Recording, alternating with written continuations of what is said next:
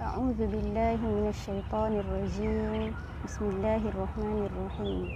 الحمد لله رب العالمين، والصلاة والسلام على أشرف الأنبياء والمرسلين وعلى آله وصحبه أجمعين. سبحانك لا علم لنا إلا ما علمتنا إنك أنت العليم الحكيم. اللهم ارزقنا يا ربي فهم النبيين وحفظ المرسلين وإلهام الملائكة المقربين في عافية يا أرحم الراحمين. رب اشرح لي صدري ويسر لي أمري واحلل عقدة من لساني يفقه قولي. Tuan-tuan, puan-puan, hadirin hadirat yang dikasihi Allah, Assalamualaikum warahmatullahi wabarakatuh. Alhamdulillah, bertemu lagi kita pada hari ini pada tazkirah zuhur setiap hari Rabu yang bertajuk doa di dalam Al-Quran.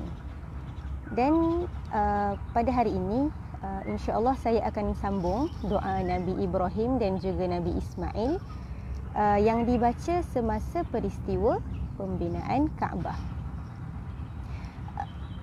Kalau tuan-tuan dan puan-puan ingat, pada minggu lepas kita dah bincangkan, saya dah berkongsi berkenaan dengan doa, bahagian pertama doa bagi peristiwa tersebut, iaitu Rabbana taqabbal minna innaka antas sami'ul alim. Bagi sesiapa yang terlepas, boleh tengok kembali episod minggu lepas, hari Rabu. Baik, jadi para hadirin yang saya hormati, bahagian kedua doa Nabi Ibrahim dan juga Nabi Ismail alaihimassalam semasa peristiwa pembinaan Kaabah ada pada ayat berikutnya. Yang hari itu kita bincangkan ayat 127 surah Al-Baqarah. Dan pada hari ini ayat berikutnya adalah ayat 178. Boleh rujuk muka surat yang ke-20. Bismillahirrahmanirrahim.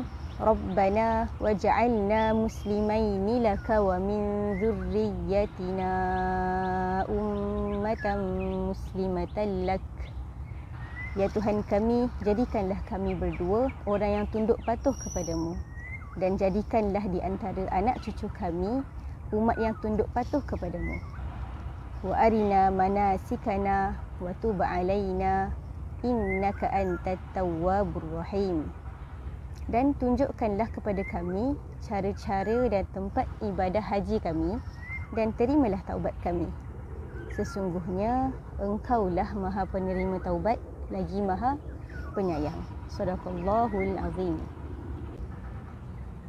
InsyaAllah untuk ayat ini kita akan memahami apa yang dimaksudkan oleh rangkap pertama dan juga rangkap kedua doa ini. Yang pertama adalah Rabbana waj'alna muslimaini laka, dan yang kedua adalah wa min dzurriyyatina ummatan muslimatan laka. Jadi bila kita tengok maksud dua rangkap ini, ya Tuhan kami, jadikanlah kami berdua orang yang tunduk patuh kepadamu, dan juga di antara anak cucu kami umat yang tunduk patuh kepadamu. Jadi didoakan untuk diri mereka sendiri dan juga untuk anak cucu mereka. Jadi terdapat beberapa tafsiran untuk istilah ataupun ayat ini. Antaranya adalah yang pertama, jadikanlah kami orang yang tunduk kepada perintahmu dan patuh dalam ketaatan kepadamu. Maksudnya kami tidak akan mempersekutukanmu. Maksudnya takkan sembah kepada selain Allah, takkan taat kepada selain Allah, takkan letakkan pergantungan kepada selain Allah. Hanya kepada Allah sahaja. Okey, maksud kepada tunduk kepada perintahmu dan juga patuh dalam ketaatan kepada Allah. Baik, kemudian datang Salam ibnu Abi Muti' menjelaskan rangkap ayat ini dan juga maksud yang tadi kita kongsikan adalah sebenarnya kedua-dua Nabi Ibrahim dan Nabi Ismail sudah semestinya mereka ni orang-orang yang tunduk patuh kepada Allah, kan?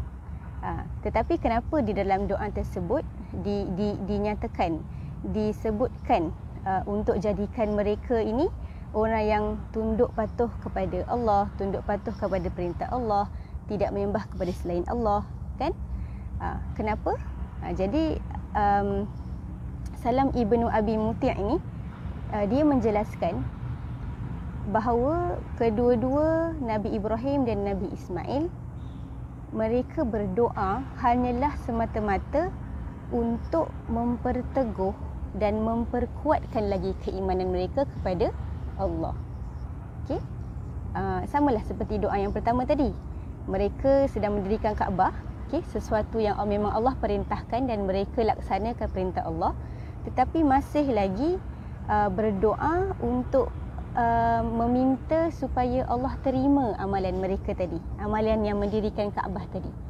Begitu juga dengan doa yang kedua ini. Mereka semestinya Nabi Ibrahim dan Nabi Ismail adalah seorang yang taat kepada perintah Allah, kan? Tetapi masih lagi berdoa supaya jadikan mereka ini orang yang tunduk patuh kepada Allah, semata-mata untuk memperkuatkan lagi keimanan kepada Allah. Okey.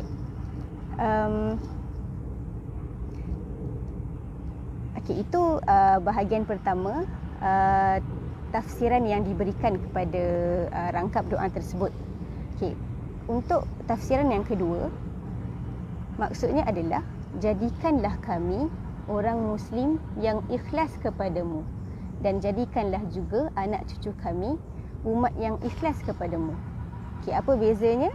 Yang pertama tadi tafsirannya adalah tunduk patuh kepada perintah dan sentiasa berada di dalam ketaatan Allah, kan? Di mana supaya kita tidak menyembah kepada selain Allah, kan? Okay, dan yang kedua pula adalah untuk menjadikan kita ni seorang mukmin yang ikhlas. Okay, jadi bila mana kita membacakan doa ini, perlu kepada kita untuk maksudnya untuk hadirkan kedua-dua maksud yang tersirat ini, supaya insya-Allah kedua-duanya sekali Allah kurniakan kepada kita. Amin ya rabbal alamin, insya-Allah ya. Baik, doa-doa seperti ini juga turut dibacakan oleh orang-orang mukmin yang bertakwa. Doa yang bagaimana? Doa memohon dikurniakan keturunan yang hanya sembah kepada Allah Subhanahu Wa Taala. Contohnya saya berikan, kita boleh sama-sama rujuk pada ayat 74 surah Al-Furqan, mafhumnya. Dan orang-orang yang berkata, wahai Tuhan kami, anugerahkanlah kepada kami isteri-isteri dan keturunan sebagai penenang hati kami, dan jadikanlah kami pemimpin bagi orang-orang yang bertakwa. Contoh lain ada pada surah Ibrahim ayat yang ke-35, mafhumnya, dan jauhkanlah aku beserta anak cucuku dari menyembah berhala. kedua doa ini kita dapati doanya ada menyebutkan doa kepada diri sendiri dan juga kepada anak cucu kita. Maksudnya keturunan kita lah. Sama juga. Yang pertama tadi yang pada surah Al-Furqan, supaya keturunan kita ni menjadi penenang hati dan juga supaya mereka menjadi seorang pemimpin yang bertakwa satu hari nanti.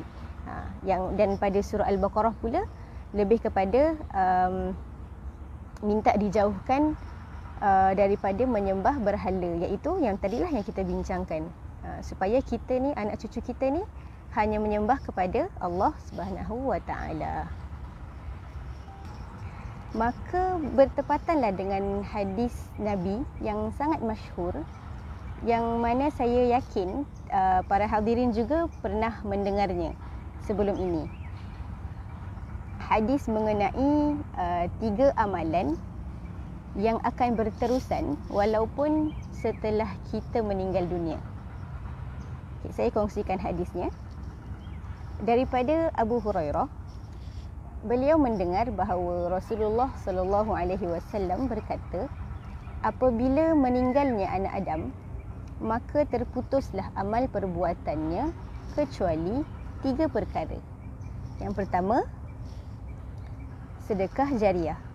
Yang kedua, ilmu yang bermanfaat. Dan yang ketiga, anak soleh yang mendoakannya. Baik, nampak tak? Hadis ini ada menyebut tentang anak soleh yang mendoakan kedua ibu bapanya. Okey, jadi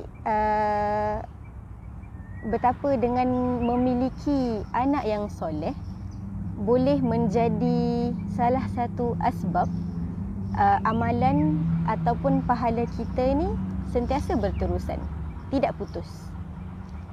Tapi kita perlu ingat, perlunya ada seiring doa dan usaha kita dalam mendidik dan membentuk anak-anak ini.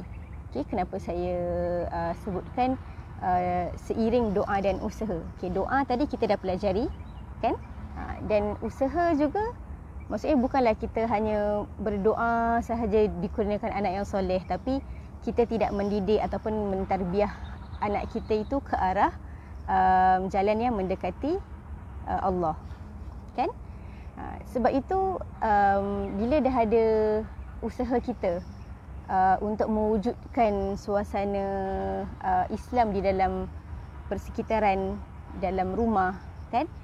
Jadi sebab itu sangat dianjurkan oleh syariat untuk kita mengamalkan doa-doa seperti yang telah kita pelajari tadi. Tadi ada antaranya ada 3 lah, kan? Satu yang daripada surah Al-Baqarah, seterusnya daripada surah Al-Furqan dan juga surah Ibrahim. Itu contoh-contoh yang diberikan. Baik, alhamdulillah. Para hadirin yang dirahmati, sebelum saya akhiri siaran ataupun episod pada kali ini, suka untuk saya recap, suka untuk saya ulang kembali 2 doa yang telah kita bincangkan bersama. Okay, yang pertama, huraiannya ada pada video minggu lepas, iaitu Rabbana taqabbal minna innaka antas sami'ul alim. Dan yang kedua yang baru sahaja kita kongsikan, iaitu Rabbana waj'alna muslimaini laka wa min dhurriyyatina ummatan muslimatan laka ila akhir ayat. Semoga Allah Subhanahu Wa Taala terima segala amalan dan juga usaha kita dalam sentiasa mendekatkan diri kepada Allah. Moga-moga apa yang telah kita pelajari, apa yang kita dah tahu, yang sebelum ini mungkin kita tak pernah tahu, dapat kita amalkan, dapat kita istiqamah dalam mengamalkan doa-doa yang telah kita pelajari sebentar tadi. InsyaAllah segala yang baik tentunya daripada Allah SWT. Manakala yang kurang itu daripada diri saya sendiri. Semoga kita bertemu lagi pada episod yang akan datang, insya-Allah. Aqulu qawli hadza wa astaghfirullah li wa lakum. Subhanakallahumma wa bihamdika asyhadu an la ilaha illa anta astaghfiruka wa atubu ilaik. Bismillahirrahmanirrahim. Wal 'asri innal insana lafi khusr illa alladhina amanu wa 'amilus solihat wa tawasaw bil haqqi wa tawasaw bis sabr. Wassallallahu ala sayyidina Muhammadin wa ala alihi wa sahbihi wa sallam. Walhamdulillahi rabbil alamin. Assalamualaikum warahmatullahi wabarakatuh.